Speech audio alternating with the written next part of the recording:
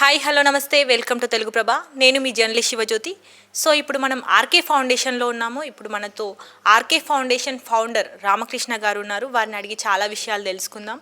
ఈ ఫౌండేషన్లోనే ఇప్పుడు senior actress పావలా శ్యామల గారు ఉంటున్నారు. సో వారి గురించి కానీ ఫౌండేషన్లో ఇంకా 47 మెంబర్స్కు చికిత్స అందిస్తున్నారంట. ఇలాంటి చాలా విషయాలను వారిని అడిగి తెలుసుకుందాం. సార్ చెప్పండి సార్, ఈ ఫౌండేషన్ స్టార్ట్ చేయాలని ఎలా అనిపించింది సార్ మీకు? మీ ఓన్ ఫండ్స్తోనే ఈ ఫౌండేషన్ నడిపిస్తున్నారని తెలిసింది. అసలు ఎలా వచ్చింది సార్ మీకు ఆ థాట్?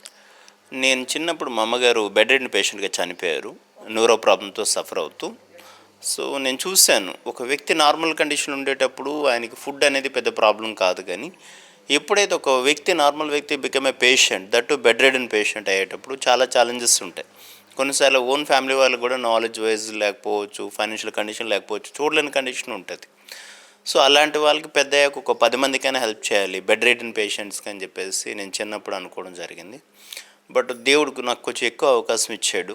ఆల్మోస్ట్ గత 18 సంవత్సరాలుగా ఒక 15,000 మంది బెడ్ రిడెన్ పేషెంట్స్కి నేను హెల్ప్ చేయగలిగాను. ఇప్పుడు వాళ్ళకు ఎలాంటి ఫెసిలిటీస్ కల్పిస్తున్నారండి మీరు? ఇక్కడ ఎంతమంది ఉన్నారు? ఇక్కడ 47 పేషెంట్స్ ఉన్నారు. ఒకసారి వీల్ చైర్ మీద ఒక పేషెంట్ ఎంటర్ అయ్యారంటే ఇంకా చనిపోయిన తర్వాత క్రిమేషన్ కూడా మేమే చేస్తాం ఇక్కడ. సో డాక్టర్స్ ఉంటారు, మనకి సెకండ్ ఫ్లోర్లో ఐసీయూ ఉంది, హాస్పిటల్ ఉంది, పేషెంట్సే ఇక్కడ ఉంటారు. సో ఎవరైతే పేషెంట్స్ ఉంటారో వాళ్ళు సిక్ అయిన తర్వాత వాళ్ళు 1 మంత్ ఉన్నా 2 మంత్స్ ఉన్నా ఆక్సిజన్ తీయం. సో అదే కంటిన్యూషన్ జరుగుతూనే ఉంటుంది. మెడికల్ సపోర్ట్ ఇస్తూనే ఉంటాం. ఇక్కడ ఓన్లీ బెడ్ రెడ్ని వాళ్ళు అడ్మిట్ చేసుకుంటాం. Mostly neuro patients, ortho patients, bedsore patients, cancer patients, kidney patients, నెఫ్రాలజీకి సంబంధించి. అసలు ఎవరైతే క్రానిక్ డిసీజ్తో సఫర్ అవుతూ ఉంటారో, సో ఏజ్డ్ ఎలిమెంట్స్ ఉంటాయో వాళ్ళకి మేము సపోర్ట్ చేస్తూ ఉన్నాం. ఇప్పుడు ఇక్కడ 47 మెంబర్స్ ఉన్నారన్నారు సార్. సో ఒక్క పర్సన్కు ఎంత ఖర్చు అవుతుంది సార్? మాకు జనరల్గా వీళ్ళ ట్రీట్మెంట్ కోసం ఒక పర్సన్కి మాకు ఒక 25,000 వరకు కాస్ట్ అవుద్ది. అంటే బిల్డింగ్ రెంటే మాకు 1,40,000 ఉంది. మొత్తం బిల్డింగ్ అంతా మెయింటైన్ చూసుకుంటూ ఒక 12 lakhs వరకు మాకు మంత్లో వస్తుంది. శాలరీస్ ఒక 5.5 lakhs ఉంటాయి. ఓకే, అసలు మీ ఫ్యామిలీ బ్యాక్గ్రౌండ్ చెప్పండి సార్. మా నాన్నగారు ఫార్మరే, వ్యవసాయమే. సో నేను యాక్చువల్లీ క్రికెట్ ప్లేయర్ని ఉండే. సో దాని తర్వాత బీపీటీ బ్యాచిలర్ ఆఫ్ ఫిజియో చేస్తాను, బిజినెస్ ఉంది. సో ఆ బిజినెస్ని చూసుకుంటూ సో ఇది రన్ చేయడం జరుగుతుంది. పావలా శ్యామల గారు ఇక్కడ అడ్మిట్ అయ్యారు. సో ఎప్పుడు అడ్మిట్ అయ్యారు? ఇక్కడ ఎందుకు అడ్మిట్ అవ్వాల్సి వచ్చింది? 2 weeks బ్యాక్ నాకు లోకల్ ఏసీపీ తిరుమల గారు ఏసీపీ గారు కాల్ చేశారు. లేట్ నైట్లో కాల్ చేసి, డాక్టర్ గారు ఇలా సీనియర్ ఆర్టిస్టు రోడ్డు పైన ఉన్నారు. నేను చేసిన ఎంక్వైరీ ప్రకారం ఏంటంటే వాళ్ళ హెల్ప్లెస్ సిచ్యువేషన్, వేరే ఎక్కడ ఉండేవాళ్ళు, వాళ్ళు ఇప్పుడు అక్కడ ఈ కండిషన్ ఉన్న పేషెంట్స్ చేయలేని పరిస్థితులు ఉంటే వీళ్ళు బయటకు వచ్చేసారు. వీళ్ళు ఇక్కడ సూసైడ్ చేసుకోవడం తప్ప వేరే మార్గం కనిపించట్లేదు. సో పంపిస్తాను, కొంచెం మీరు హెల్ప్ చేయండి అంటే, నిజానికి పోలీసులు ఇక్కడ పంపించడం ఫస్ట్ టైం ఏం కాదు, గత 18 సంవత్సరాలుగా జరుగుతూనే ఉంటుంది. ఎందుకంటే బెడ్ రిడెన్ వాళ్ళే ఎక్కువ తీసుకొస్తారు హెల్ప్లెస్ కండిషన్స్లో. సో అదేవిధంగా ఈవిడని కూడా తీసుకోవడం జరిగింది. బట్ ఆవిడతో మాట్లాడిన తర్వాత తెలిసింది ఏంటంటే వాళ్ళకి హెల్త్ ఇష్యూస్ నార్మల్ వ్యక్తి కంటే ఇంకా ఎక్కువ ఉండడం. సో వాళ్ళు ఒక 4-5 days మాట్లాడే కండిషన్ కూడా లేరు. సో లాస్ట్ 1 weekగానే మాట్లాడడం జరుగుతూ ఉంది. సో అందరూ ఎలా అయితే ట్రీట్మెంట్ ఇస్తూ ఉన్నామో డిసీజ్కి, సో వాళ్ళు మేడం అండ్ డాక్టర్ కూడా అదే విధంగా మేము ట్రీట్ చేస్తాం. ప్రస్తుతం వాళ్ళ పరిస్థితి ఎలా ఉంది సార్? ప్రస్తుతం పర్వాలేదు అంటే వాళ్ళ పనులు వాళ్ళు ఎప్పటికీ చేసుకోలేరు, బెడ్ మీదే ఉండాలి. సో వాళ్ళ అమ్మాయికి సర్జరీస్ ఉన్నాయి, ఒకవేళ అవి చేపిస్తే నడిచే ఛాన్సెస్ కొంతవరకు ఉంది. బట్ 100% మనం గ్యారంటీ ఇవ్వలేం, ఎందుకంటే అది చాలా నెగ్లెక్ట్ జరిగింది. ఏ రీజన్స్ ఉన్నాయో మనకు ఐడియా లేదు. 4-5 సంవత్సరాల కిందటే యాక్సిడెంట్ అయింది. అప్పుడే సరైన ట్రీట్మెంట్ ఇచ్చుంటే ఈ కండిషన్కి వచ్చేవాళ్ళు కాదు. ఇప్పుడు కష్టమే.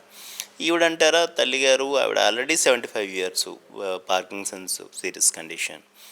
సో అదే కాకుండా ఆవిడకి హార్ట్లో కూడా హోల్స్ ఉన్నాయి, బ్లాక్స్ ఉన్నాయి. సో కొన్ని హెల్త్ ఇష్యూస్ కూడా ఉన్నాయి. వాళ్ళ పని వాళ్ళు చేసుకోలేరు. లైఫ్ లాంగ్ ఇంకొకరి మీద డిపెండెన్సీగానే ఉండాలి. దట్టు మెడికల్ ట్రీట్మెంట్ అవసరం, మెడిసిన్స్ అవసరం ఉంటుంది వాళ్ళకి ఎక్కడున్నా కూడా. ఇప్పుడు పావలా శ్యామల గారు వారి కూతురు ఇద్దరు ఇక్కడే ఉన్నారు. ఎస్, ఇక్కడే. ఓకే, మరి వారి ఎవరైనా వారిని చూడడానికి వస్తున్నారా అండి? వాళ్ళ పేరెంట్స్ కానీ వాళ్ళ రిలేటివ్స్? వాళ్ళు ఇంతవరకు సినిమాకి సంబంధించిన వాళ్ళు ఒకరు ఇద్దరు వచ్చారు.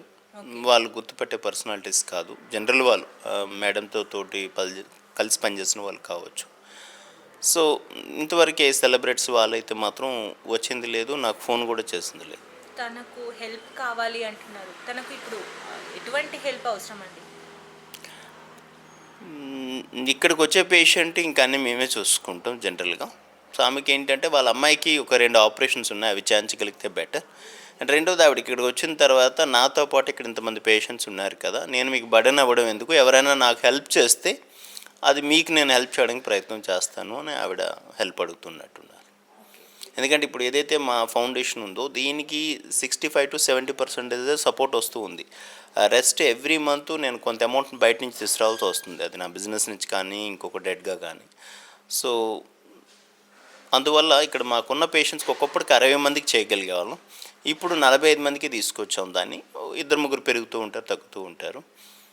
సో ఈ కండిషన్లో ఉన్న దీన్ని రన్ చేయడానికి మాకు కూడా ఛాలెంజింగ్ ఉండి ఆవిడకి అది అర్థమై, సో ఎవరైనా నాకు ఏదైనా హెల్ప్ చేసే వాళ్ళు ఉన్నారంటే నాతో పాటు మీరు చాలామందికి హెల్ప్ చేస్తూ ఉన్నారు కాబట్టి ఇక్కడ, సో నేను నా వంతు ప్రయత్నం ట్రై చేస్తాను సార్, నేను మీకు భారం కాకుండా, నేను మా అమ్మాయి మీకు భారం కాకుండానే ఆవిడ చెప్పడం జరిగింది. ఇప్పుడు బయట ఎవరైనా, వీళ్ళు మాత్రమే కాకుండా ఇక్కడ లిమిట్స్ ఏమైనా ఉన్నాయా? ఎవరైనా మరీ చేరుకోలేని పరిస్థితుల్లో ఉన్నప్పుడు ఎవరైనా జాయిన్ అవ్వచ్చా ఇక్కడ? ఇక్కడ ఒకటి బెడ్ రెడ్ వాళ్ళే తీసుకుంటాం ఫస్ట్. ఓకే.